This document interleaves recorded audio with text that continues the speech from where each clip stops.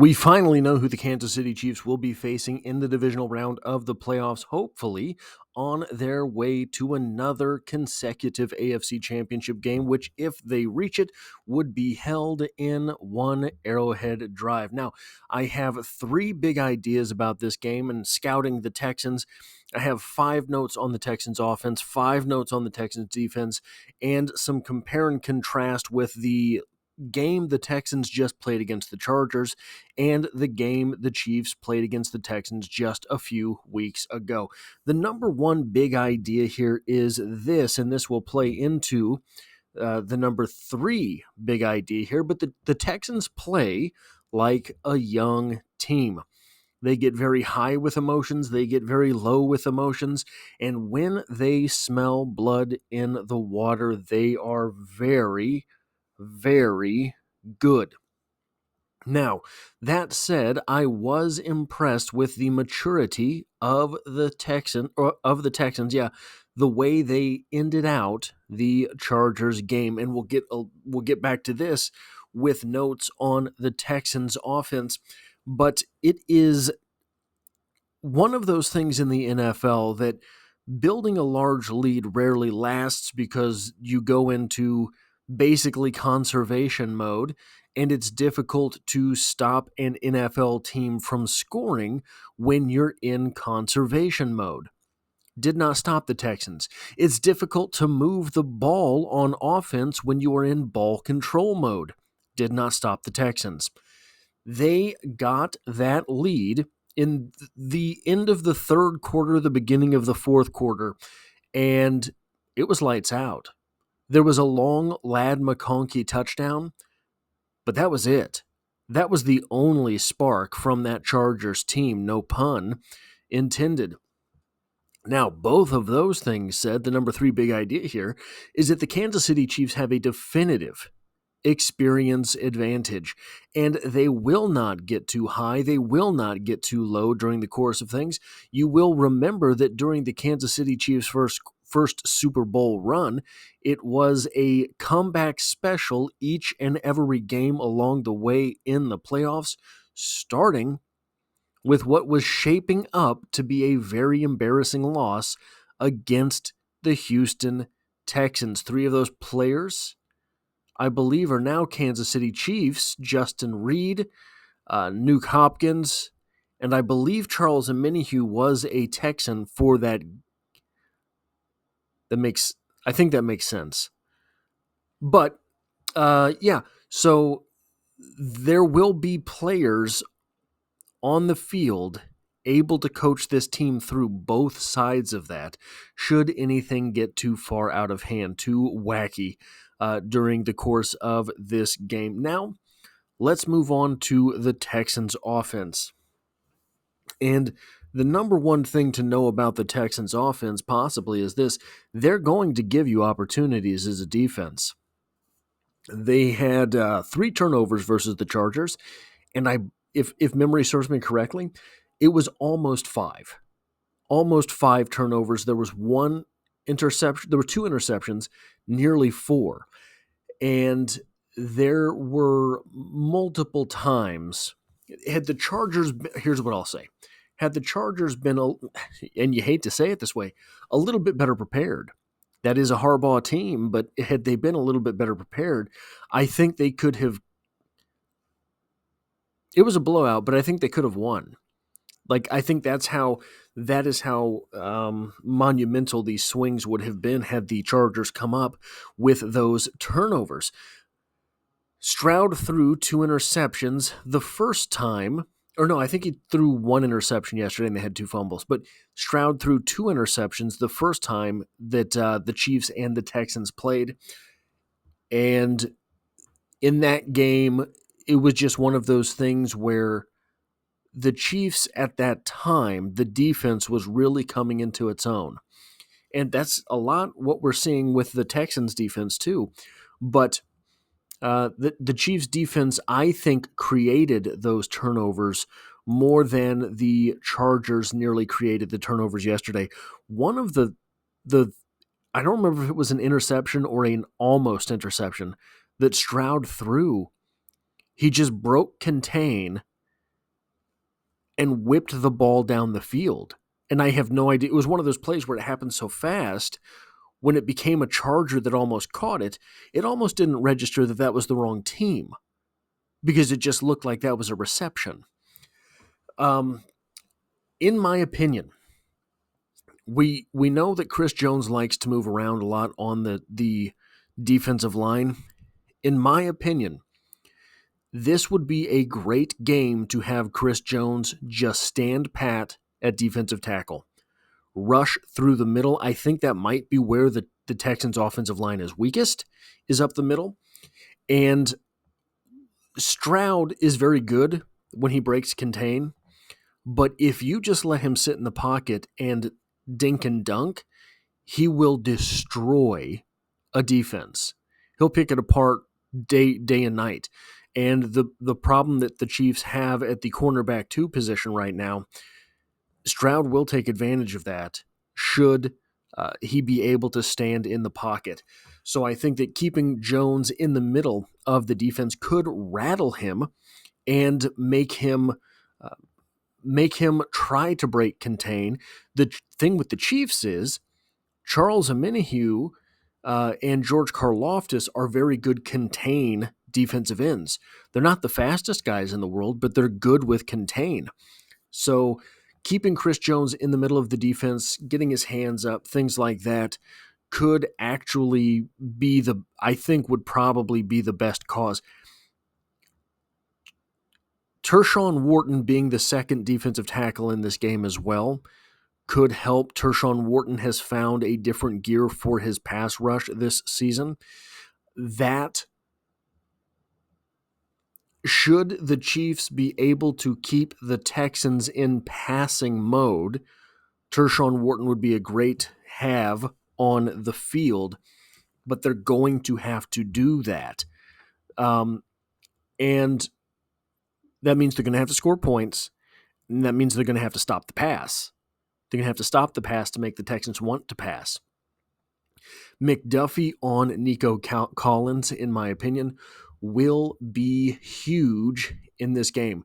If the Chiefs can stop Nico Collins, the offense for the Texans becomes very, very much reduced.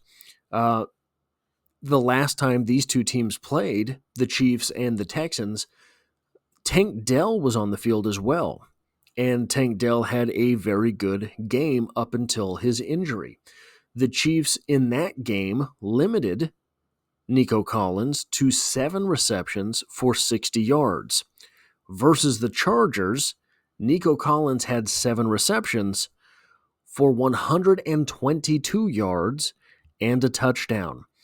So holding Nico Collins to a respectable receiving total is what the Kansas City Chiefs are going to have to do. Now, here is the big deal with this Texans offense that really, really impressed me versus the Chargers. The Texans had a 13-point lead with 10 minutes left. At that point, it became the Joe Mixon show, and he shut the show down. Joe Mixon was ruthless in that fourth quarter and efficient and effective. And once he started running the ball, the Chargers had no chance to come back. It was one of these things where every time he ran the ball, he was chunking up the defense.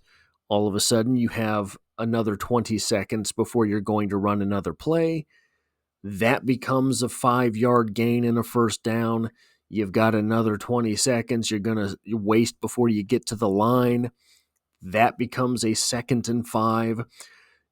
He ended the game, did Joe Mixon, with 25 carries for 106 yards and a touchdown.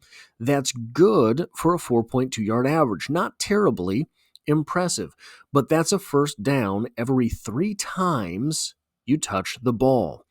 And by the way, when he played the Chiefs the last time, he averaged 4.1 yards per carry. Joe Mixon has to be made irrelevant. This means the Chiefs are going to have to score early and force the Texans into passing situations.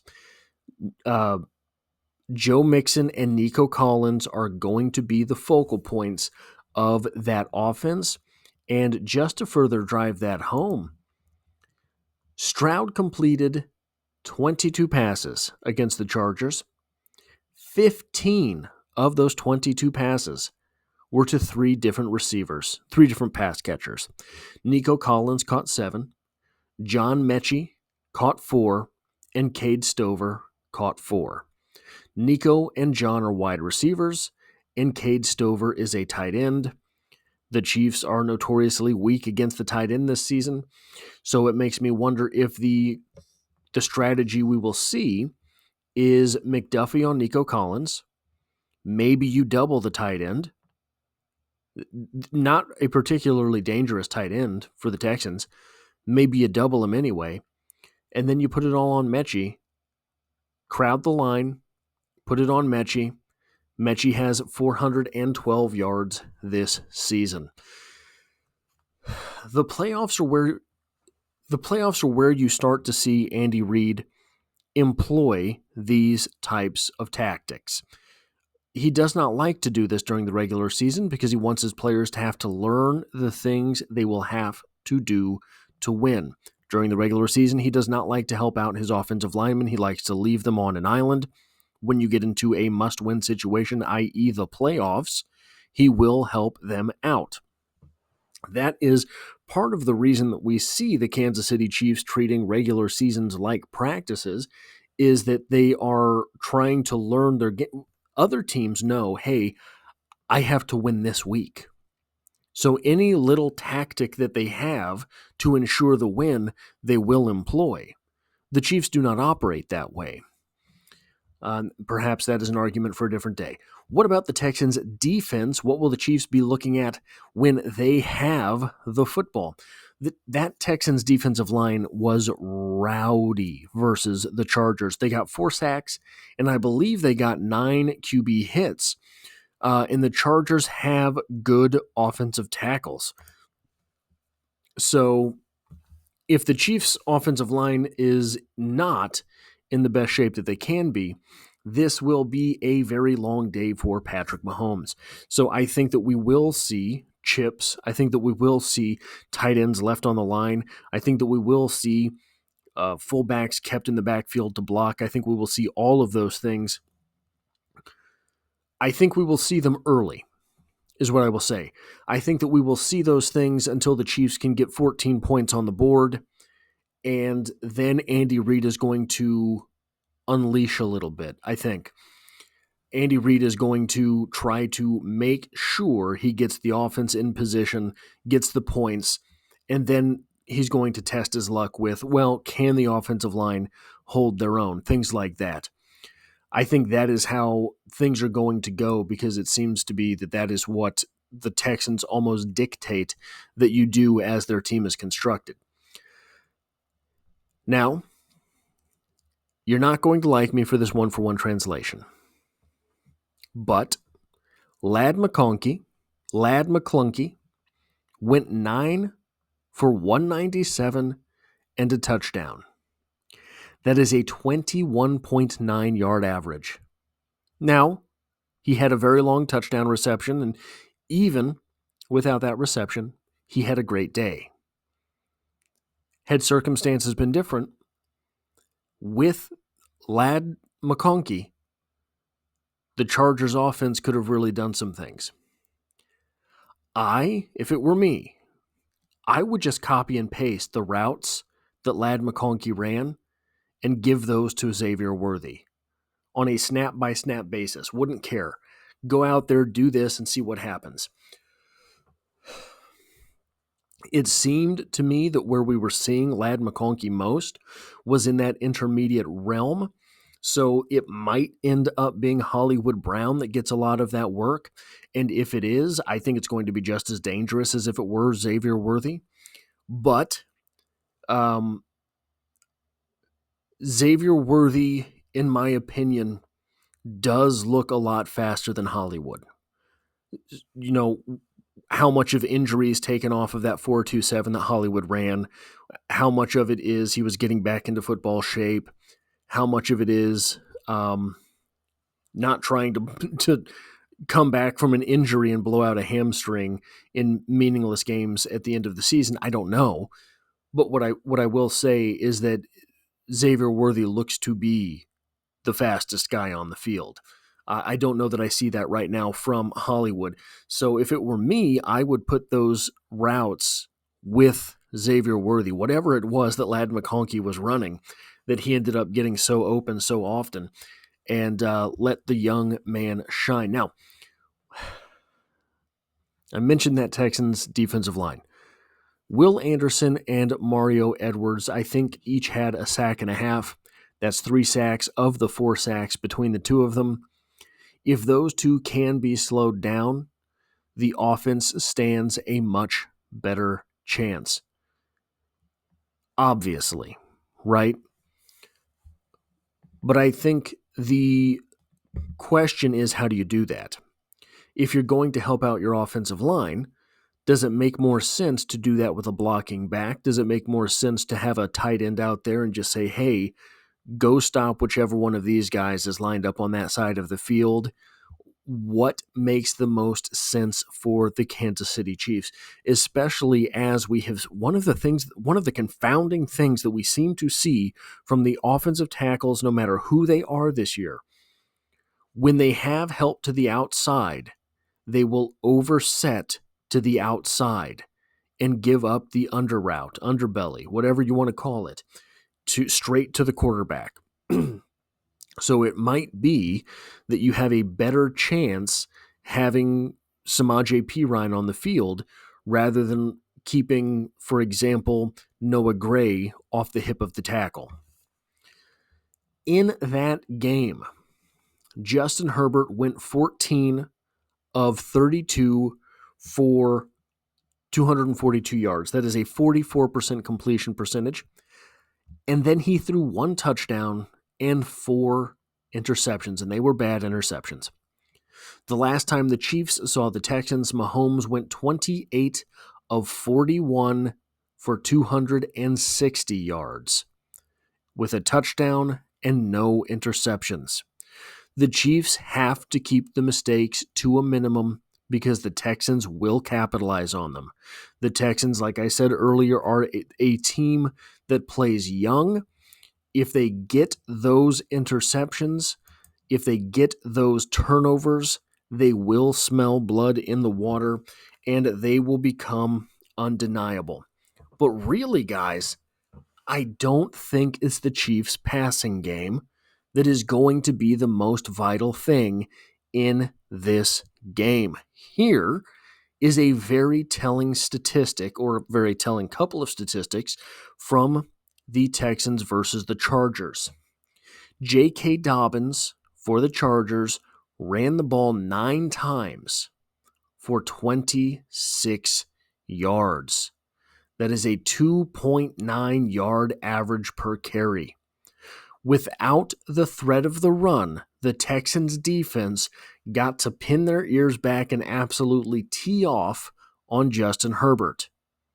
Herbert, by the way, did not help himself. He is credited with a total of 0 rushing attempts in that game versus the Texans. 0 rushing attempts from the quarterback, and Herbert's a mobile guy. Herbert's a big, fairly fast kind of guy. He can move around. He can get out there. Why not just tuck the ball and keep it a couple times?